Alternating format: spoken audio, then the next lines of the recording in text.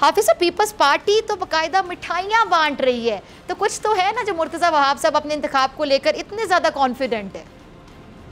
हाँ ज़ाहिर है, देखें एक बात तो बहुत वाज़ेह है ना, पीपल्स पार्टी जब ये कहती है कि हम नंबर में तो कम हैं लेकिन हम जीत जाएंगे, तो इसका मतलब ये है कि वो ये मिठाइयाँ बांट रहे हैं, वो इस बात पे बांट रहे हैं कि ये कब्जा करने में बहुत कॉन्फिडेंट हैं।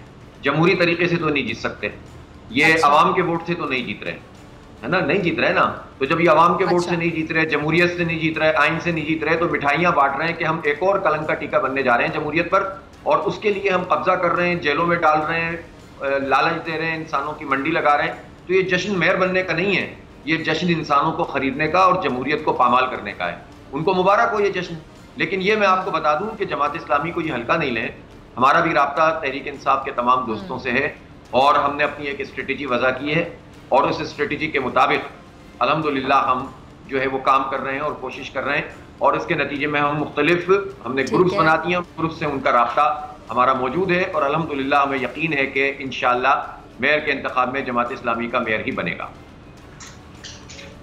अच्छा, अभी आपने भी अपने कॉन्फिडेंस की वजह बताई और तहरीक इंसाफ पर आप बढ़ा रहे, लेकिन तहरीक इंसाफ ने अगर एंड टाइम पे यू टर्न ले लिया, नंबर गेम में तब्दीली अगर आ जाती है हाफिज साहब, तो फिर आप उस तरह के जो नताइज आएंगे उनको आप एक्सेप्ट करेंगे अगर आपको वोट नहीं दिया जाता? कानून क्या है, देखिए कानून क्या है, ये कोई दावा नहीं है कि हमें लोगों की हिमायत हासिल हो गई है। कानून ये है कि जमात इस्लामी के नंबर हैं 130 और पीटीआई के नंबर हैं 63, और इन दोनों पार्टियों ने अगर इसका ऐलान कर दिया है हिमायत का, और पीटीआई ने हिमायत का ऐलान कर दिया है, तो अब कोई उसको रोक नहीं सकता।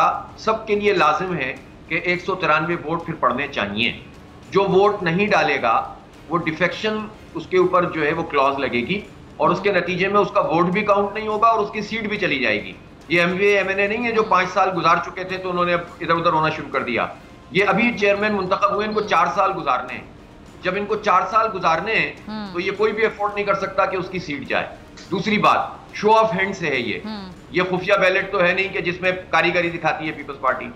तीसरी बात ये है कि जो नहीं आएगा वो नहीं आएगा, उसके लिए भी हम कोर्ट में गए हैं और कोर्ट से हम ये ऑर्डर ले रहे हैं कि सबको प्रोड्यूस करना लाजमी है। जो नहीं आएगा वो भी पार्टी की खिलाफवर्जी करेगा, उसकी सीट भी जाएगी।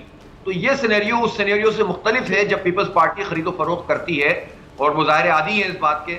मसला ये है पीपल्स पार्टी की सरिश्त में कि जब उसे अक्सरियत नहीं मिलती और अक्सर नहीं मिलती तो वो अकलियत को अक्सरियत में बदलने के लिए गैर जमहूरियत कंडे इस्तेमाल करते हैं। आपको याद है सन 70 में मुल्क तोड़ना गवारा कर लिया, अक्सरियत नहीं मानी और अकलियत की हुक्मरानी कायम करने के लिए मुल्क तोड़ दिया।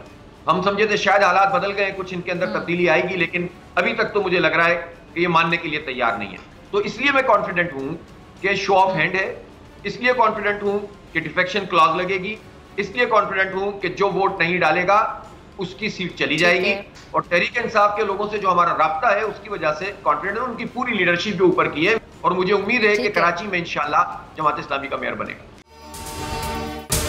अगर आपको ये वीडियो पसंद आई तो सब्सक्राइब करें और बेल आइकन पर क्लिक करें। अदलो इंसाफ की बात सब करते हैं, पर हकीकत में सच के साथ निडर होके खड़े रहने की जुर्रत नजर नहीं आती। बोल ने तश्कील दी 10 कोर्ट रिपोर्टर्स की टीम, जो केस की बेस तक जा पहुंचे।